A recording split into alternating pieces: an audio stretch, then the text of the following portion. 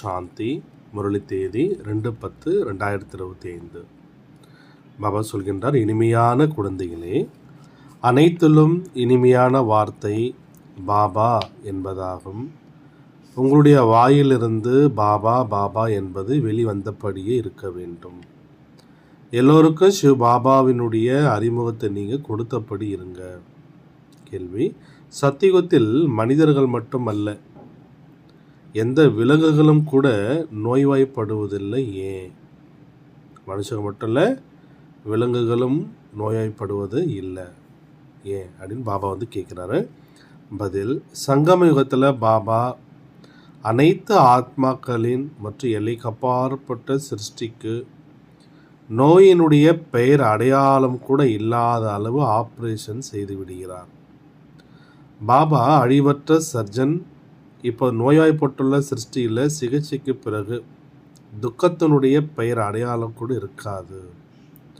இங்குள்ள துக்கங்களிலிருந்து தப்பிப்பதற்காக மிக மிக நீங்கள் தைரியசாலிகளாக ஆக வேண்டும். இன்றைய முரளியின் பாடல்: உங்களை அடைந்து நாங்கள் முழு உலகத்தையும் அடைந்தோம். ஓம் சாந்தி. 2 தடவை சொல்ல முடியும். இரட்டை ஓம் சாந்தி. ஆத்மா தன்னுடைய அறிமுகத்தை கொடுத்து கொண்டிருக்கின்றது. ஆத்மாவாகிய நான் அமைதி சுரூபமானவன். நம்முடைய இருப்பிடம் சாந்தி தாமத்தில் இருக்கின்றது. மேலும் நாம் அனைவரும் பாபாவினுடைய குழந்தைகள். அனைத்து ஆத்மாக்களும் ஓம் என சொல்கின்றனர். அங்கே நாம் அனைவரும் சகோதர சகோதரர்கள். பிறகு இங்கே சகோதர சகோதரிகள் ஆகின்றோம். இப்போது சகோதர சகோதரி என்ற உறவு தொடங்குகின்றது. அனைவரும் என்னுடைய குழந்தைகள். நீங்கள் பிரம்மாவுக்கும் குழந்தைகளாக இருக்கின்றீர்கள். ஆகினால சகோதர சகோதரிகளாக இருக்கின்றீர்கள். உங்களுக்கு வேறு எந்த சம்பந்தமும் கிடையாது என்றார் பாபா. பிரஜாபிதாவினுடைய குழந்தைகள் பிரம்மா குமார் குமாரிகளாக உள்ளனர். அனைவரும் பிரம்மா குமார் குமாரிகள். தன்னை ஆத்மா என புரிந்து கொண்டு தந்தையை நினைவு செய்ய வேண்டும் மற்றும் தம்மை சகோதரன் சகோதரி என புரிந்து கொள்ள வேண்டும். குற்றப்பார்வை இருக்கக்கூடாது. இங்கே குமார் குமாரிகள் பெரியவர்களாக ஆகும் பொழுது கண்கள் குற்றம் நிறைந்தவர்களாக ஆகின்றன. பிறகு குற்றம் செய்து விடுகின்றனர். குற்ற செயல் நடப்பது ராவண ராஜ்யத்தில். சத்தியத்தில் இது போன்ற குற்ற செயல்கள்லாம் நடப்பதில்லை. குற்றம் என்று பாபா எதுக்கு சொல்கிறாரு? விகார குணத்துக்கு சொல்கிறார். விகாரத்துக்கு குற்றம் என்ற வார்த்தையே அங்கே இருக்காது. இங்கே பாருங்கள், குற்ற செயல்கள் அதிகமாக நடக்கின்றது. அதற்காக நீதிமன்றம் முதலானவை இருக்கின்றன. சிறைச்சாலையோ போலீஸு திருடர்கள் முதலானவர்களோ அங்கு இருக்க மாட்டார்கள். இவை அனைத்துமே துக்கத்தினுடைய விஷயங்கள். இது சுகம் மற்றும் துக்கம், வெற்றி மற்றும் தோல்வியினுடைய விளையாட்டு என குழந்தைகளுக்கு புரிய வைக்கப்பட்டிருக்கு. இதனை கூட நீங்கள் தான் புரிந்து கொள்கின்றீர்கள். மாயினால் தோல்வியே தோல்வி என பாடப்பட்டிருக்கு. பாபா மாயின் மீது அரை கல்பத்திற்கு வெற்றியை அடைய வைக்கின்றார். பிறகு அரை கல்பத்திற்கு தோல்வி அடைய வேண்டும். இது புதிய விஷயம் எதுவும் இல்லை. இதோ சாதாரண ஒரு பைசா அளவே மதிப்புள்ள நாடகமாகும். பிறகு நீங்கள் என்னை நினைவு செய்யும் பொழுது தம்முடைய ராஜ்ய பாக்கியத்தை அரை கல்ப காலத்திற்கு எடுக்கின்றீர்கள். ராவண ராஜ்யத்தில் என்னை மறந்து விடுகின்றீர்கள். ராவணன் எதிரியாக இருக்கின்றான். அவரை ஒவ்வொரு வருடமும் பாரதவாசிகள் தான் எரிக்கின்றனர். பாரதவாசிகள் அதிகமாக உள்ள பிற தேசத்திலும் எரிப்பார்கள். இது பாரதவாசிகளின் தார்மீக பண்டிகை என்று சொல்வார்கள். தசரா கொண்டாடும் பொழுது குழந்தைகள் புரிய வைக்க வேண்டும். அது எல்லைக்குட்பட்ட விஷயமாகும். ராவண ராஜ்யம் இப்பொழுது முழு உலகின் மீது நடக்கின்றது. இலங்கையில் மட்டுமல்ல, உலகம் மிக பெரியதல்லவா? இந்த சிருஷ்டி முழுவதும் கடல் மீது நின்றுள்ளது. மனிதர்கள் சொல்கின்றனர், கீழே ஒரு காளையும் பசுவும் இருக்கின்றன, அதன் கொம்பின் மீது சிருஷ்டி நின்றுள்ளது என்று. பிறகு களைத்து போய்விட்டால் மாற்றிக்கொள்கின்றன. இப்போ இந்த விஷயம்லாம் இல்லைன்றார் பாபா. பூமி நீரின் மீது நின்றுள்ளது. நாலாபுறங்களிலும் நீர் நிறைந்துள்ளது. ஆக இப்பொழுது முழு உலகிலும் ராவண ராஜ்யம் இருக்கு.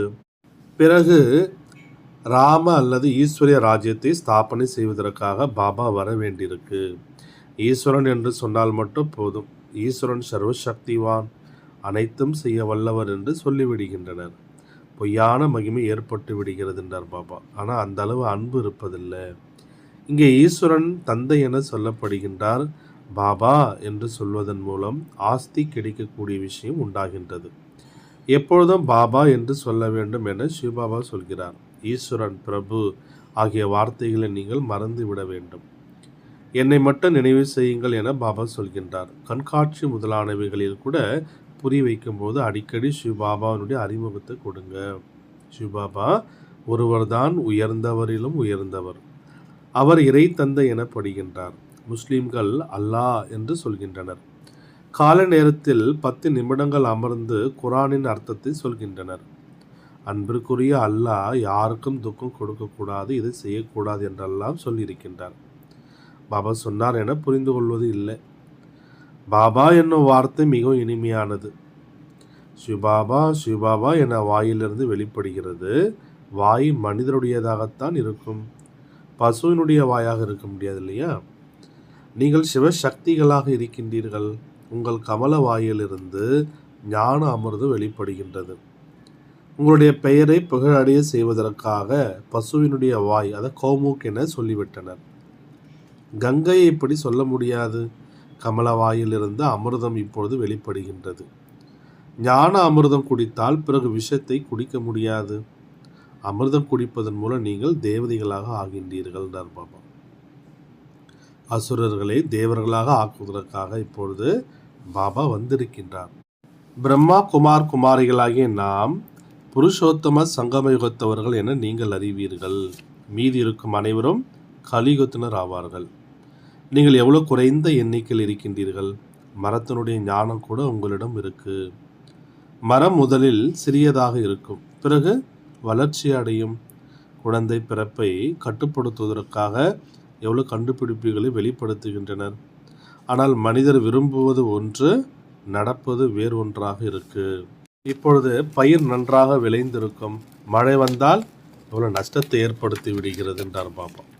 இயற்கையின் சீற்றங்களை யாரும் புரிந்து கொள்ள முடியாது. எந்த விஷயமும் நிலையாக இருப்பது இல்லை. எங்காவது பயிர் இருந்து பனிமழை பொழிந்தது என்றால் எவ்வளோ நஷ்டம் ஏற்பட்டு விடுகிறது. மழை வரவில்லை என்றாலும் நஷ்டம், மழை அதிகமாக பெய்ஞ்சாலும் நஷ்டம். இதைத்தான் இயற்கையினுடைய ஆபத்துக்கள் என்று சொல்லப்படுகின்றது. இதுபோல் ஏராளமாக நடக்க இருக்கின்றார் பாபா. இதிலிருந்து தப்பிப்பதற்காக மிகவும் தைரியசாலிகளாக இருக்க வேண்டும். யாருக்காவது அறுவை சிகிச்சை நடந்தது என்றால் சிலருக்கு பார்க்கவே முடிவதில்லை. பார்க்கும்போதே மயங்கி விழுந்து விடுகின்றனர். இப்பொழுது இந்த முழு அசுத்தமான சிருஷ்டிக்கும் ஆப்ரேஷன் நடக்க இருக்கு. நான் வந்து அனைவருக்கும் ஆப்ரேஷன் செய்கிறேன் என்று பாபா சொல்கிறார். முழு சிருஷ்டியும் நோயாளியாக இருக்கின்றார் பாபா. அழிவற்ற சர்ஜன் என்பதும் பாபாவினுடைய பெயர் ஆகும். அவர் முழு உலகிற்கும் அறுவை சிகிச்சை செய்து விடுகின்றார்.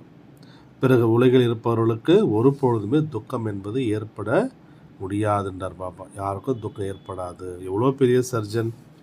ஆத்மாக்களுக்கும் ஆப்ரேஷன், எல்லைக்கு அப்பாற்பட்ட சிருஷ்டிக்கும் ஆப்ரேஷன் செய்கின்றார்.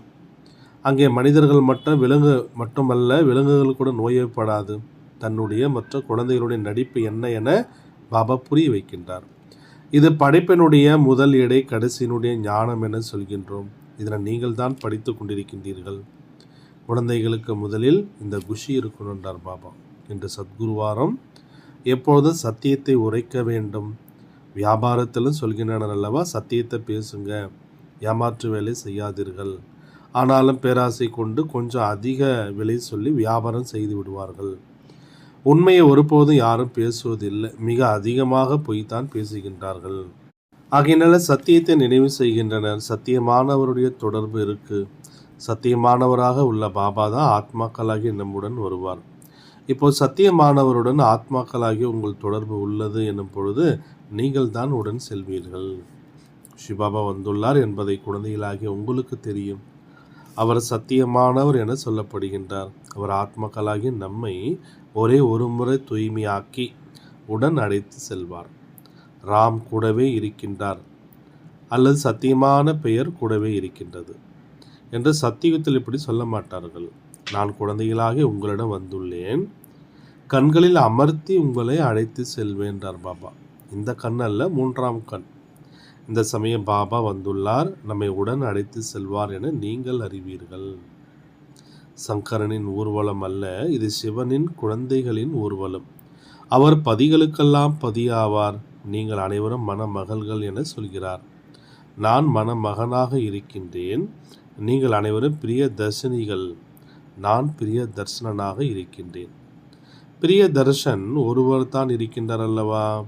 நீங்கள் அரைக்கல்ப காலமாக பிரிய தர்சனாக என்னுடைய பிரிய தர்ஷினிகள். இப்பொழுது நான் வந்துள்ளேன்.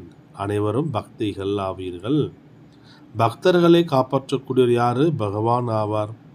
அவர் உங்களுடைய பிரிய தர்ஷன். அவர் உங்களை உடன் அழைத்து செல்வார். பிறகு நீங்கள் உங்களுடைய முயற்சிக்கு தகுந்தார் போன்று சென்று ராஜ்ய பாக்கியத்தை நீங்கள் எடுப்பீர்கள். இது எங்கும் எழுதப்படவில்லை. சங்கர் பார்வதிக்கு அமரக்கதை கூறினார் என்று சொல்கின்றனர். நீங்கள் அனைவரும் பார்வதிகள். நான் கதை சொல்லக்கூடிய அமரநாத் என்றார் பாபா. அமரநாத் என ஒருவர் தான் சொல்லப்படுகின்றார். உயர்ந்ததிலும் உயர்ந்தவர் தந்தை ஆவார். அவருக்கு தன்னுடைய தேகம் கிடையாது. அமரநாத் ஆகிய நான் குழந்தைகளாகிய உங்களுக்கு அமரக்கதை சொல்கின்றேன். சங்கர் பார்வதி இங்கே எங்கிருந்து வந்தனர்? அவர்கள் இருப்பது சூட்சுமவதனத்தில். அங்கே சூரிய சந்திரனுடைய வெளிச்சம் கூட இருப்பதில்லை. சத்தியமான அப்பா உங்களுக்கு சத்தியமான கதை சொல்கிறார். பாபாவை தவிர சத்தியமான கதையை வேறு யாராலும் சொல்ல முடியாது. விநாசம் ஆவதற்கு நேரம் எடுக்கும் என்பதை புரிந்துள்ளீர்கள். எவ்வளோ பெரிய உலகன்றார் பாபா. எத்தனை எண்ணற்ற வீடுகள் முதலானவை விழுந்து அழியப் போகின்றன. நிலநடுக்கத்தில் எவ்வளோ நஷ்டம் ஏற்படுகின்றது. எவ்வளோ பேர் இறக்கின்றனர். மற்றபடி உங்களுடைய சின்னஞ்சிறு மரமும் இருக்கப் போகின்றது. டெல்லி பரிஸ்தானம் ஆகப் போகின்றது. அதாவது தேவதைகள் வாழக்கூடிய இடமாக டெல்லி ஆகப் போகுது. ஒரு பரிஸ்தானத்தில் மட்டுமே லக்ஷ்மி நாராயணருடைய ராஜ்யம் நடக்கும். எத்தனை பெரிய பெரிய மாளிகைகள் உருவாகப் போகின்றன. இல்லைக்கு அப்பாற்பட்ட இலவச நிலம் கிடைக்கின்றது என்றார் பாபா. நீங்கள் செலவு ஏதும் செய்ய போவதில்லை. இவருடைய வாழ்க்கையிலேயே எவ்வளோ மலிவாக தானியங்கள் கிடைத்து கொண்டிருந்தது என்று பாபா சொன்னார். அது பிரம்மா பாபா வாழும்போது. அப்போது சத்தியுகத்தில் எவ்வளோ மலிவாக இருக்கும். டெல்லி அளவுக்கு ஒவ்வொரு வீடும் நிலமும் அமையப்போகுதுன்றார் பாபா. இனிமையான நதிகளின் மீது உங்களுடைய ராஜ்யம் நடக்கப் போகின்றது. ஒவ்வொரு வருடமும் என்னதான் இல்லாமல் இருக்கின்றார். எல்லாருக்கும் அங்கே எல்லாமே கிடைக்கும். எப்பொழுதும் உணவு கிடைத்து கொண்டிருக்கும். அங்குள்ள பழங்கள் பூக்களையும் நீங்கள் பார்க்கின்றீர்கள். சாட்சாத்காரமாக பாபா காண்பித்தார். எவ்வளோ பெரிதாக இருக்கின்றன. நீங்கள் சோமபானம் அறிந்து வருகின்றீர்கள். அங்கே தோட்டக்காரர் இருக்கின்றார் என்று சொன்னார்கள். இப்போ தோட்டக்காரர் வைகுண்டத்தில் அல்லது நதிக்கரையில் இருப்பார். அங்கே எவ்வளோ குறைந்த பேர் இருப்பார்கள். இப்போது இருக்கும் கோடிக்கணக்கானவர்கள் எங்கே? அங்கே இருக்கும் 9 லட்சம் பேர் எங்கே? மேலும் அனைத்தும் உங்களுடையதாக இருக்கும். யாரும் நம்மிடமிருந்து பறிக்க முடியாத ராஜ்யத்தை பாபா தருகிறார். வானம் பூமி என அனைத்தின் எஜமானனாக நீங்கள் இருக்கப் போகின்றீர்கள். பாடலையும் குழந்தைகள் கேட்டீர்கள். இப்படிப்பட்ட பாடல்கள் 6, 8 இருக்கின்றன. அவைகளை கேட்கும்போதே குஷி எல்லை மீறுகிறது என்றார் பாபா. பாருங்க, மனநிலையில் ஏதாவது குழப்பம் ஏற்படுகிறதா? இந்த பாடலை போட்டு கேளுங்கன்றார் பாபா. இவை குஷியினுடைய பாடல்கள். நீங்கள் அர்த்தத்தை அறிவீர்கள். தம்மை மகிழ்ச்சி நிறைந்தவராக ஆக்கிக் கொள்வதற்காக பாபா பல யுக்திகளை கூறுகின்றார். பாபா அந்த அளவு குஷி இருப்பதில்லை என பாபாவுக்கு கடிதம் குழந்தைகள் எழுதுகின்றனர். அட, மாயின் புயல் வந்ததா? நீங்கள் வாத்தியத்தை வாசியுங்கன்றார் பாபா. குஷிக்காக பெரிய பெரிய கோவில்களில் கூட வாயில்களில் வாத்தியங்கள் வாசிக்கின்றனர். மும்பையில் மாதவ் பாக் இடத்துல உள்ள லக்ஷ்மி நாராயணருடைய கோவிலில் கூட வாத்தியங்கள் இசைத்து கொண்டிருக்கும். இந்த சினிமா ரெக்கார்டுகளை ஏன் போடுகின்றீர்கள் என உங்களை கேட்கின்றார்கள். இவையும் கூட நாடகத்தின்படி பயனுள்ள பொருட்கள் என அவர்களுக்கு என்ன தெரிகின்றார் பாபா. இதன் அர்த்தம் கூட குழந்தைகளாகி உங்களுக்கு புரியும். இதை கேட்பதன் மூலமும் குஷியில் நீங்கள் வந்து விடுவீர்கள். ஆனால் குழந்தைகள் மறந்து விடுகின்றீர்கள். வீட்டில் யாருக்காவது கவலையாக இருந்தது என்றால் பாட்டு கேட்டு குஷி அடைகின்றனர். இவை மதிப்புமிக்க பொருட்களாகும். யாருடைய வீட்டிலாவது சண்டை நடந்தால் சொல்லுங்க, காமம் மிகப்பெரிய எதிரி. இதன் மீது வெற்றி பெறும் பொழுது நாம் உலகின் எஜமானனாக ஆகிவிடுவோம். இப்படி சொல்லுகின்றார் பாபா.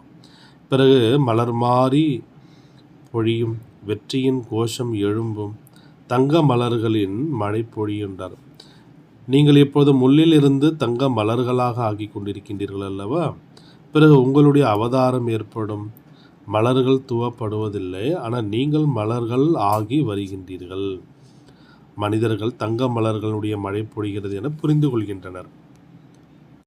ஒரு ராஜகுமாரன் வெளிநாடு சென்றார். அங்கே பார்ட்டி கொடுக்கப்பட்டது. அவருக்காக தங்கத்தால் ஆன மலர்கள் உருவாக்கப்பட்டன.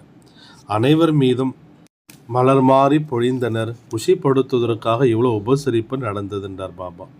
சொக்க தங்கத்தில் உருவாக்கினர். பாபா அவரின் மாநிலம் எது என்பது முதலானவை கூட நல்ல விதமாக அறிவார். உண்மையில் நீங்கள் மலர்களாக ஆகி வருகின்றீர்கள். இந்த சிருஷ்டிக்கு நம்ம தான் மலர்களாக ஆகி வருகின்றோம் என்றார் பாபா. தங்க மலர்களாக நீங்கள் மேலிருந்து இறங்குகின்றீர்கள். குழந்தைகளாகிய உங்களுக்கு உலக ராஜ்யத்தின் எவ்வளோ பெரிய லாட்டரி கிடைத்து கொண்டிருக்கின்றது. லௌகிக அப்பா குழந்தைகளிடம் சொல்வது போல, இதை உனக்காக கொண்டு வந்தேன் என்றால் எவ்வளோ குஷி அடைகின்றனர். உங்களுக்காக மலர் தோட்டத்தை கொண்டு வந்தேன் என பாபாவும் சொல்கிறார். மலர் தோட்டம்னா என்ன? சொர்க்கம். நீங்கள் அங்கே ராஜ்யம் செய்வீர்கள் என்றால் எவ்வளோ குஷி அடைய வேண்டும். யாருக்கேன்னு சிறிய அன்பளிப்பு கொடுத்தால் சொல்கின்றனர், இந்த அன்பளிப்பு என்ன? பாபா, நீங்கள் எங்களுக்கு உலகத்தினுடைய ராஜ்யத்தை கொடுக்கின்றீர்கள். அட, சிவபாபா நினைவு சின்னம் கூட இருந்தால் சிவபாபாவின் நினைவு இருக்கும். மற்றும் உங்களுக்கு கோடிகள் கிடைக்கின்றார் பாபா. நல்லது. இனிமேல் இனிமையான காணாமல் போய் கண்டெடுக்கப்பட்ட செல்லமான குழந்தைகளுக்கு தாயும் தந்தையுமான பாப்ததாவின் அன்பு நினைவுகள் மற்றும் காலை வணக்கம். ஆன்மீக குழந்தைகளுக்கு ஆன்மீக தந்தை நமஸ்காரம். ஆன்மீக தந்தைக்கு ஆன்மீக குழந்தைகளின் நமஸ்காரம். தாரணைக்கான முக்கிய சாரம். ஃபர்ஸ்ட் பாயிண்ட், சத்தியமானவருடன் திரும்பி செல்ல வேண்டும். ஆகையினால சத்தியமானவராக இருக்க வேண்டும். ஒருபொழுதும் பொய் சொல்லவே கூடாது. செகண்ட் பாயிண்ட், நாம் பிரம்மா பாபாவின் குழந்தைகள், ஒருவருக்கொருவர் சகோதர சகோதரிகள். ஆகினால எந்த குற்ற செயலும் செய்யக்கூடாது, அதாவது விகாரத்தில் செல்லக்கூடாது. சகோதரன் சகோதரர், சகோதரன் சகோதரி என்ற சம்பந்தத்தை தவிர வேறு எந்த சம்பந்தத்தின் உணர்வும் இருக்கக்கூடாதுன்றார் பாபா. ஆத்ம ரீதியாக சகோதரன் சகோதரர், உடல் ரீதியாக சகோதரன் சகோதரி, இந்த சம்பந்தங்களை தவிர வேறு எந்த சம்பந்தத்தினுடைய உணர்வும் இருக்கக்கூடாதுன்றார் பாபா. அதனால் தாரணையில் பாபா நமக்கு என்ன சொல்கிறாங்க? சத்தியமானவரோடு திரும்பி செல்ல வேண்டும். நாம் அதனால் சத்தியமானவராக இருக்கணும். ஒருபொழுதும் பொய் சொல்லக்கூடாது. நாம் பிரம்மா பாபாவுடைய குழந்தைங்க, ஒருவருக்கொருவர் சகோதர சகோதரிகள். அதனால் எந்த குற்ற செயலும் செய்யக்கூடாதுன்றார் பாபா. சகோதரன் சகோதரன், சகோதரன் சகோதரி என்ற சம்பந்தங்களை தவிர வேறு எந்த சம்பந்தத்தினுடைய உணர்வும் இருக்கக்கூடாது. வரதானம், நினைவனுடைய சக்தி மூலமாக தன்னுடைய அல்லது மற்றவர்களின் உயர்ந்த முயற்சியின் விதியை அறிந்து கொள்ளக்கூடிய மாஸ்டர் திரிகாலதரிசி ஆகுக. நினைவனுடைய சக்தி மூலமாக தன்னுடைய அல்லது மற்றவர்களின் உயர்ந்த முயற்சியின் விதியை அறிந்து கொள்ளக்கூடிய மாஸ்டர் திரிகாலதரிசி ஆகுக. விளக்கம், விஞ்ஞானிகள் பூமியிலிருந்து விண்வெளிக்கு செல்பவர்களின் ஒவ்வொரு செயலையும் எப்படி அறிய முடிகின்றதோ அதுபோல் திரிகாலதரிசி குழந்தைகளாக நீங்கள் சைலன்ஸ், அதாவது நினைவின் சக்தி மூலமாக தங்களுடைய அல்லது மற்றவர்களுடைய உயர்ந்த முயற்சி அல்லது நிலையின் விதியை தெளிவாக அறிய முடியும்ன்றார் பாபா. தெய்வீக புத்தி உடையவராக ஆகும் பொழுது, நினைவின் தூய எண்ணத்தில் நிலைத்திருக்கும் பொழுது திரிகாலதரிசியாக ஆகக்கூடிய வரம் கிடைக்கின்றது. மற்றும் புது புது திட்டங்கள் நடைமுறைக்கு கொண்டு வர தானாகவே வெளிப்படுகின்றது. இன்னைக்கு பாபா நமக்கு என்ன வரம் கொடுக்குறாரு? நினைவினுடைய சக்தி மூலமாக தன்னுடைய அல்லது மற்றவர்களின் உயர்ந்த முயற்சியின் விதியை அறிந்து கொள்ளக்கூடிய மாஸ்டர் திரிகாலதரிசியாக ஆகுக அப்படின்னு பாபா நமக்கு வரம் கொடுக்குறாரு. ஸ்லோகன், அனைவருக்கும் ஒத்துழைப்பு கொடுப்பவராக ஆகுங்கள், அப்போது அன்பு தானாகவே கிடைக்கும். அனைவருக்கும் ஒத்துழைப்பு கொடுப்பவராக ஆகுங்கள், அப்போது அன்பு தானாகவே கிடைக்கும். அவ்யக்த சமிஞை, எவரும் எங்களுக்கு சேவை செய்ய வாய்ப்பு கிடைக்கவில்லை என்று சொல்ல முடியாது. யாரேனும் பேச முடியவில்லை என்றால், அந்த வாய் மூலமாக சேவை செய்ய முடியவில்லை என்றால், மனதின் வாயுமண்டலத்தின் மூலமாக சுகத்திற்கான உள் உணர்வு மற்றும் சுகம் நிறைந்த மனோநிலையின் மூலமாக நீங்கள் சேவை பண்ணுங்க. உடல்நிலை சரியில்லை என்றால் வீட்டில் இருந்தபடியே ஒத்துழைப்பு கொடுப்பவராக ஆகுங்கள். மனதில் சுத்தமான எண்ணங்களினுடைய சேமிப்பு அதிகரியுங்க. சுபமான பாவனை நிறைந்தவராக நீங்க ஆகுங்க. ஓம் சாந்தி.